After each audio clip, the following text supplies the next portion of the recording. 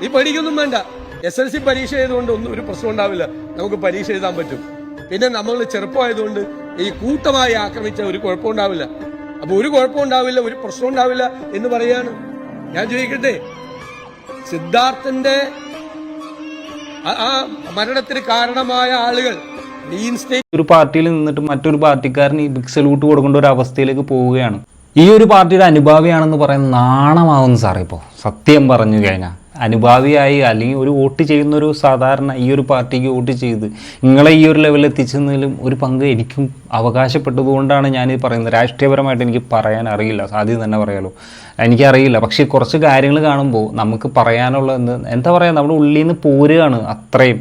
കാരണം ഇന്ന് ആർക്കും വാശിയായിരിക്കും ഇത്രയും രൂക്ഷമായ ഇതൊക്കെ ഏറ്റുമേടിച്ച ഒരു മന്ത്രി അല്ലെങ്കിൽ ഒരു CM ഇന്ന് കേരളത്തിൽ കണ്ടിട്ടില്ല, വന്നിട്ടില്ല എന്ന് തന്നെ ഒരു പക്ഷേ പറയേണ്ടി വരും. അത്രയും വെറുത്ത് പോകുന്ന ഒരു സിറ്റുവേഷനിലേക്കാണ് കാര്യങ്ങൾ പോയിക്കൊണ്ടിരിക്കുന്നത്.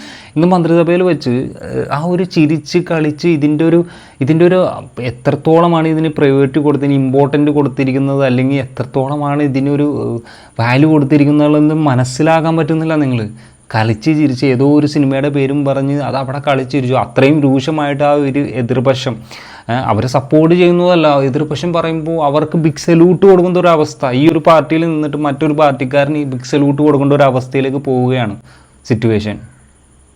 പോലീസിന്റെ റിപ്പോർട്ടിൽ തന്നെ പറഞ്ഞു, ആ എടാ മോനെ എന്ന് വിളിക്കുന്നൊരു രംഗമില്ലേ സിനിമയിലെ ഏതോ ഒരു സിനിമയിൽ ഒരു നടൻ വന്നിട്ട്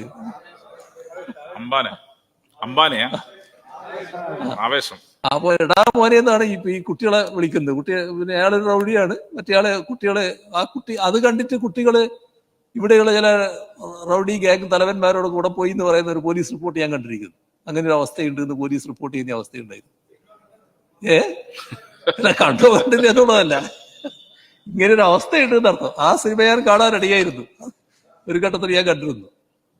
അപ്പോ സീരിയലും ചലച്ചിത്രങ്ങളും ഉളവാക്കുന്ന ദുസ്വാധീനങ്ങൾ വളരെ വലുതാണ്. ഇതൊക്കെ കേട്ട് കഴിയുമ്പോൾ ആരാണെങ്കിലും ഒന്ന് സത്യം പറഞ്ഞു കഴിഞ്ഞാൽ നാണക്കേടായിട്ട് തോന്നുന്നു. ഈ ഒരു പാർട്ടിക്കാരനാണ് അല്ലെങ്കിൽ ഈ ഒരു പാർട്ടിയിൽ പ്രവർത്തിക്കുന്നില്ല, അനുഭാവി എന്നേ പറയാൻ പറ്റുള്ളൂ. കാരണം വോട്ട് ചെയ്യാൻ പറയുമ്പോൾ നമുക്ക് ഇഷ്ടപ്പെട്ട് വോട്ട് ചെയ്യുന്നു എന്ന് മാത്രമേ ഉള്ളൂ അനുഭാവി. അതുപോലെ ഇപ്പോൾ പറയാൻ പറ്റാത്ത ഒരു അവസ്ഥയിലേക്കാണ് സിറ്റുവേഷനിലേക്ക്. എന്താണ് ചെയ്യേണ്ടത്? ഞങ്ങൾ ജീവിക്കണോ, അതോ ഞങ്ങൾ മരിക്കണോ? അല്ലെങ്കിൽ ഞങ്ങൾ മരിക്കുന്നവരെ എന്തെങ്കിലുമൊക്കെ കാണിച്ച് ജീവിക്കുക എന്നാണോ ഉദ്ദേശിക്കുന്നത്? നിങ്ങളൊരു കേരളത്തിൻ്റെ അല്ലെങ്കിൽ ഇത്രയും കോടി ജനങ്ങളുടെ ഒരു പിതാവെന്ന് തന്നെ പറയാം. നിങ്ങൾ തീരുമാനമെടുത്തു കഴിഞ്ഞാൽ സാർ അത് ഇവിടെ നടപ്പിലാകുമെന്നുള്ളൊരു ഉറപ്പും ഞങ്ങൾക്കുണ്ട്. അല്ലെങ്കിൽ നിങ്ങളൊരു നിർദ്ദേശം കൊടുക്കൂ, ഇന്നുള്ള പിതാക്കന്മാരോ അല്ലെങ്കിൽ വീടുകളിൽ കുട്ടികളുള്ളവർക്കൊക്കെ ഒരു ഉപദേശം കൊടുക്കും. നിങ്ങൾ രാവിലെ കുട്ടികൾ പോകുമ്പോൾ എന്തെങ്കിലും ഒന്ന് കരുതുക. കാരണം അവർ പോകുമ്പോൾ ഒന്നല്ലെങ്കിൽ ആരെങ്കിലും കൊന്നിട്ടാരും വരുന്നത്, അല്ലെങ്കിൽ അവരേ ഉണ്ടാവില്ല, അവർക്കുള്ള കർമ്മങ്ങൾക്കായിട്ട് നിങ്ങൾ അണിഞ്ഞൊരുങ്ങിയിരിക്കുക എന്നുള്ളൊരു നിർദ്ദേശം തരൂ ഞങ്ങൾക്ക്. അല്ലെങ്കിൽ ജനിക്കുന്നതിന് മുന്നേ അവരെ വകവയ്ക്കുക, അത് ആണാണെങ്കിലും പെണ്ണാണെങ്കിലും ഇല്ലായ്മ ചെയ്യുക എന്നുള്ളൊരു നിർദ്ദേശം തരൂ. അല്ലെങ്കിൽ അത് എന്താണ് ഞങ്ങൾ ചെയ്യേണ്ടത്, ഞങ്ങൾ മുന്നോട്ട് എന്താണ് ചെയ്യേണ്ടത്? ഈ കണ്ട പിതാവ്, ഈ ഒരു പിതാവ് കഴിഞ്ഞ ദിവസം ആ ഒരു പയ്യൻ്റെ ആ ഒരു പിതാവ് കണ്ണീരോടുകൂടി പറയുമ്പോൾ സത്യം പറഞ്ഞ സങ്കടം തോന്നുന്നു. എൻ്റെ മകനെ ഹോൾ ടിക്കറ്റ് അലമാരയിൽ വെച്ച് ഇന്ന് അണിഞ്ഞൊരുങ്ങി മകനാണ്. അത് കാണുമ്പോൾ ഏതൊരു രക്ഷിതാവിനെ നെഞ്ചു പൊട്ടു. ഇന്ന് ഈ ആവർത്തനം നടന്നതുകൊണ്ട് ഇനി ഇതിലും വലിയ കുറ്റകൃത്യങ്ങളിലേക്കാണ് പോകുന്നത്. സത്യം പറഞ്ഞാൽ ഈ രാഷ്ട്രീയമോ അല്ലെങ്കിൽ രാഷ്ട്രീയപരമായിട്ട് സംസാരിക്കാൻ അറിയാണ്ടോ ഒരു എന്താ പറയുക, അനുഭാവി എന്നുള്ള രീതിക്ക് പാർട്ടി കൊള്ളാം എന്നുള്ള രീതിക്ക് ചിലപ്പോൾ വോട്ട് ചെയ്ത് അല്ലെങ്കിൽ അതിനെക്കുറിച്ച് കൂടുതൽ വിശദീകരണം ഇത് മുന്നേ അറിഞ്ഞതുകൊണ്ടായിരിക്കാം, ഒരുപക്ഷെ അറിയാലോ. പക്ഷേ ഇന്ന് അതിന് സങ്കടം തോന്നുന്നതാണ്, ഇന്ന് അതിനെ വെറുത്തുകൊണ്ടിരിക്കുന്നത്, വേണ്ടായിരുന്നു എന്ന് തോന്നുന്നു. അല്ലെങ്കിൽ നിങ്ങൾക്ക് രാഷ്ട്രീയപരമായിട്ട് എനിക്ക് അറിയില്ലാത്തതുകൊണ്ട് ഞാൻ ചിലപ്പോൾ മണ്ടത്തരമായിരിക്കും. അതിനകത്തുള്ള ആർക്കെങ്കിലും ഈ ഒരു സീറ്റിൽ ഇരുന്ന് അതിന് മാറ്റങ്ങൾ വരുത്താണെങ്കിൽ നിങ്ങളെ എഴുന്നേറ്റ് നിന്ന് ഞങ്ങൾ ക്ലാപ്പ് ചെയ്യും, അല്ലെങ്കിൽ നിങ്ങൾ സ്വീകരിക്കും. നിങ്ങൾക്ക് വേണ്ടി ജയ് വിളിക്കാൻ തയ്യാറാണ് ഇന്ന് ഇതിനു വേണ്ടി. കാരണം കേരളത്തിലുള്ള ഒട്ടുമിക്ക ആൾക്കാരും ഇന്ന് ആഗ്രഹിക്കുന്ന കുറേ നിയമങ്ങളുണ്ട്. നിങ്ങളെ താണ്ടി ഒരിക്കലും ഇവിടെ ഈ ഡ്രഗ്സ് അല്ലെങ്കിൽ ഇത്രയും മാരകമായ സാധനങ്ങളൊന്നും ഇവിടെ ചാടില്ല എന്നുള്ള കാര്യത്തിൽ 100% ഉറപ്പുള്ള കേസാണ്.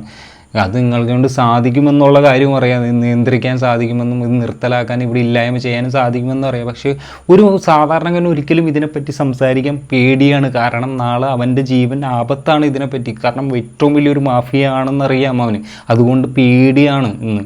എനിക്കുൾപ്പെടെയുള്ളവർക്ക് ഇതിനെപ്പറ്റി സംസാരിക്കാൻ പേടിയുണ്ടാവും. അതുകൊണ്ടല്ലേ ഈ ഒരു നിയമവശവുമുള്ള പോലീസാണെങ്കിലും നമുക്കും അതിൻ്റേതായ ഫോഴ്സുകളെല്ലാം ഉണ്ട്. എന്നിട്ട് സാധിക്കുന്നില്ലെങ്കിൽ ഞങ്ങൾ എങ്ങനെയെങ്കിലും ജീവിച്ചു പോകും, നിങ്ങൾ ജീവിക്കിച്ചു പോകും. ഇനി ആരെങ്കിലും കൈകൊണ്ട് തീരാണെങ്കിൽ അങ്ങനെ തീരട്ടെ എന്ന് വിചാരിക്കണോ ഞങ്ങൾ? അല്ലെങ്കിൽ ഇനി വരുന്ന തലമുറ ഈ പറഞ്ഞ പോലെ ഈ ഒരു പ്രായത്തിൽ ഞാനിതുപോലെ വിമർശിക്കണമെന്നുണ്ടെങ്കിൽ എൻ്റെ ഒരു പ്രായത്തിലും അല്ലെങ്കിൽ അതുപോലെ ഇതുപോലെ ഉള്ളിലിട്ട് എത്ര പേര് നടക്കുന്നുണ്ടാവും? ഒന്ന് ആലോചിച്ചിട്ടുണ്ടോ സാർ? ദയവ് ചെയ്ത് നല്ലൊരു തീരുമാനം എടുക്കുക, മറ്റുള്ളവർക്ക് മാതൃകയാകുക. മറ്റുള്ളവരിൽ നിന്ന് നിങ്ങൾക്ക് അഭിവാദ്യം ഇതുപോലെ ക്ലാപ്പും നല്ലൊരു ഇത് തന്നെ കിട്ടും. നിങ്ങൾക്ക് നല്ലൊരു എന്താ പറയുക, എല്ലാവരും ഇതേപോലെ എഴുന്നേറ്റ് നിന്ന് നിങ്ങളെ ആദരിക്കും. ആ ഒരു രീതിക്ക് തന്നെ വരും. പക്ഷേ ഇങ്ങനെയുള്ള നിയമങ്ങളും ഇങ്ങനെയുള്ള ഈ ഒരു സാഹചര്യത്തെ എത്രയും പുച്ഛമായിട്ട് കളിയാക്കി ചിരിച്ച് തള്ളിക്കളയുമ്പോൾ ഒരു പക്ഷേ വെറുപ്പിൻ്റെ അങ്ങേയറ്റമായിക്കൊണ്ടിരിക്കുകയാണ്. പറ്റുന്നത് പോലെ എന്തെങ്കിലുമൊക്കെ ഒന്ന് ചെയ്ത് ഞങ്ങളുടെ ജീവനൊന്ന് രക്ഷിക്കാനുള്ള ഒരു വകുപ്പുണ്ടാക്കി തരുക.